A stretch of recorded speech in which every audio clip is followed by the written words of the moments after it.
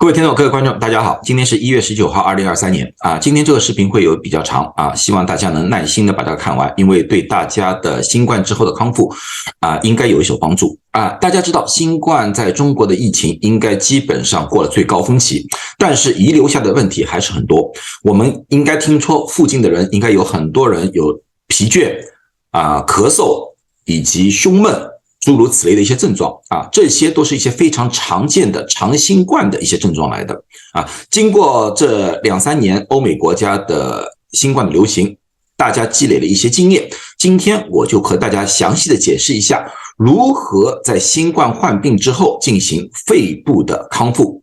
这个不但对于那些已经有肺炎的人有帮助，哪怕那些没有肺炎的，只是有轻微的咳嗽的人，都是有所帮助。这些症状往往会在1个月左右完全好，但是也有一部分的人要有3个月以上才能完全的康复。这个和每个人的体质以及得新冠的时候的症状的严重程度有很大的关系，所以越早进行肺部的康健，那么对于愈后也就会越好那么在讨论这个问题之前，我们先要对一些人体的解剖学或者人体的一个生理结构进行一个认识。这是人体的一个正面图。肺部往往说人家说肺部感染我们胸闷只是和胸腔有关，其实不对人的胸腔和腹腔有一块肌肉叫膈肌，这个膈肌对呼吸起了一个非常重要的作用，因为当你吸气的时候，这个膈肌就下沉扩张胸腔，而呼气的时候呢，这个膈肌就会上升，而把气体给拉出来。所以这个膈肌和胸腔里面的胸骨、胸腔的肌肉配合在一起，才能很好的完成一个呼吸的一个过程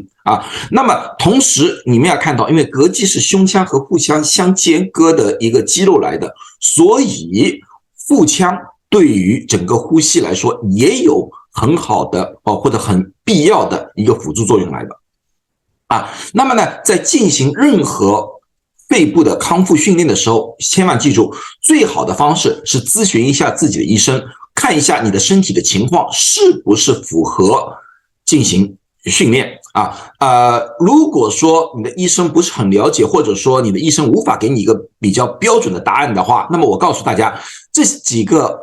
几类患者我是不建议进行肺部训练的。就是你高烧还没退，低烧没问题，高烧不退，呼吸困难，一直会很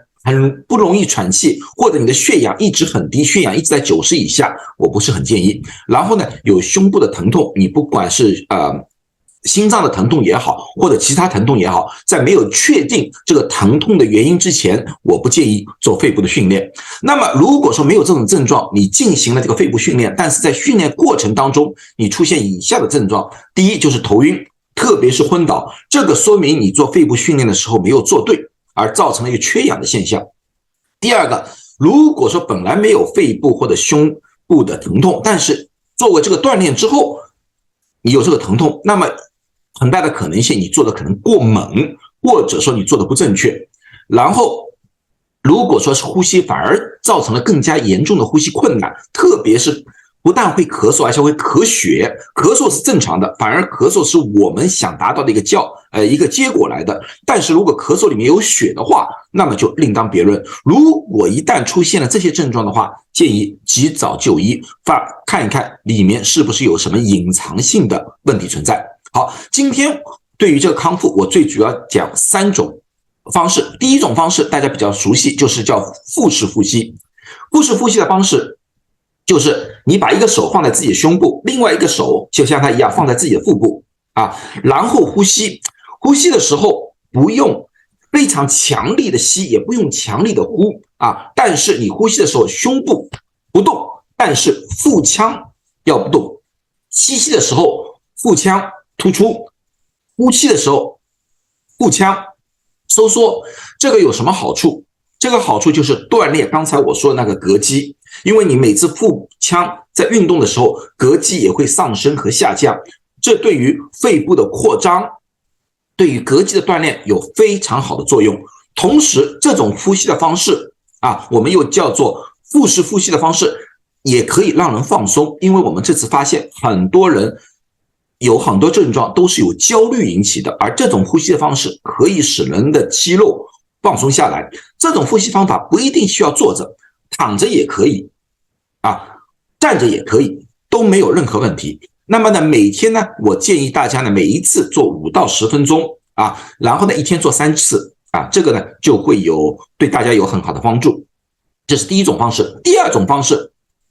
我们叫做缩唇呼吸训练。什么叫缩唇呼吸训练？就是说你吸气的时候用鼻腔吸气进去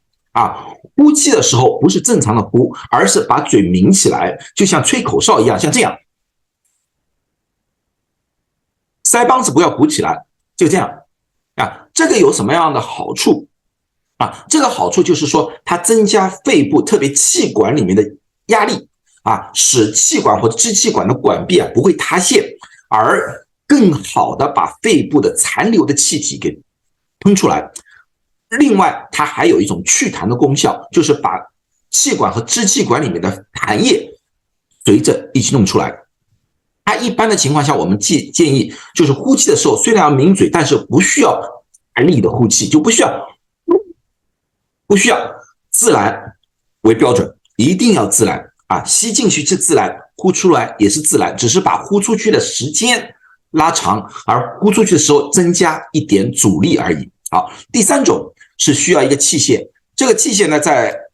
欧美国家呢，我们叫 incentive spirometer， 而中文呢，我不清楚这个叫什么一般的翻译呢叫嗅导式的肺活量计。这两种都可以这两种都可以。一般的情况下，你在很多的网购网站上应该可以看到，具体的价钱我不清楚。好，这个东西使用的时候，第一个地方就是我们要有这个吸嘴然后呢，把这个东西呢放在和眼睛平的地方，就是在这个位置上面。然后呢，把吸嘴呢，通过吸嘴慢慢的吸气。这个训练最讲究的就是一个慢然后呢，当这些小球上升到一定高度的时候每一个人的肺活量不一样，有些人3个小球都很容易上升，对一些老人可能只能吸气1个球，没关系当到它达到最大量的时候，屏气5秒钟。屏气的时候，这些球就会慢慢的下降。等到这个球完全下降到底部的时候你可以不用这个吸嘴，正常的把这个气给呼出来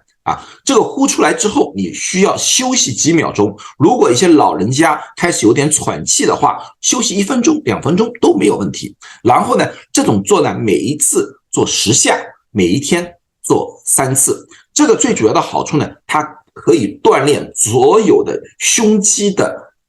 里面的肌肉，包括膈，然后呢，可以锻炼整个肺部的一个收缩和扩张。对于清痰特别有好处。所以说呢，当这个呼气之后呢，很多人会有咳嗽的情况，这是正常情况，这是我们想达到的一个效果来的。好，下面我就用我的那一个，因为我那个呢相对来说比较复杂一点点，因为这是医院里面专用的我示范给大家看到底是怎么样做的。好，这个就是我的那个训练机器来的。那个训练机器我们看到这里面有一个吸嘴这里有整个机器。这个机器呢又分成3个部位。第一个部位是这里有一个活塞，这个活塞最主要是让我训练吸气的时候要缓慢，如果太快的话它就会跳得很高，它要求是在这个范围之内。我示范给大家看，如果我缓慢吸气的话是这样子的这样子。但是如果我吸得太快的话，跳得太高，那就不正确了。这个讲究就是要慢慢的吸气。第二个，这里有一个标尺，这个标尺就是慢慢的增加自己肺活量。像老人刚刚开始的时候可能只有500毫升，你就放在这里面，然后训练一段时间的时候，你会发现他的肺活量慢慢增加，你可以上升到750、1000，甚至于到2000以上成年人当然可以会好一点点。那么这个慢慢的上升，也就说明这个老人的或者说患者的肺活量在慢慢增加，这个肺部在慢慢的恢复这个是第二个部分可以调节的所以呢，刚刚开始的时候标准不要定得太高慢慢的一个康复过程。第三个呢是这个下面这个白色的活塞，这个白色的活塞呢就是要告诉大家这个我们可以达到一种什么程度。那么我示范给大家看 OK。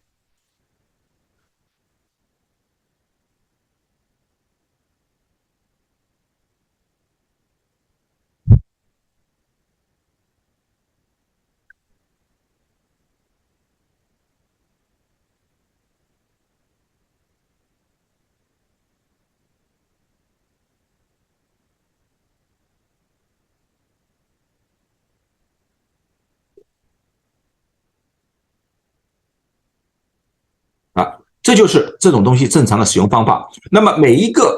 东西你买来的东西，它可能有不同的使用的说明，那么你仔细看一下自己的使用说明啊。那么呢，这个3个运活动每天做3次啊，你可以分开来做，也可以合在一起做，都可以啊。这个呢，可以很好的有帮助大家恢复肺部功能啊。那么如果大家在使用当中还有任何问题的话，欢迎在下面留言，我欢迎回答大家的问题，或者说你可以问一下自己的医生，特别是肺部科的医生。好了，最后祝大家都健康，谢谢大家。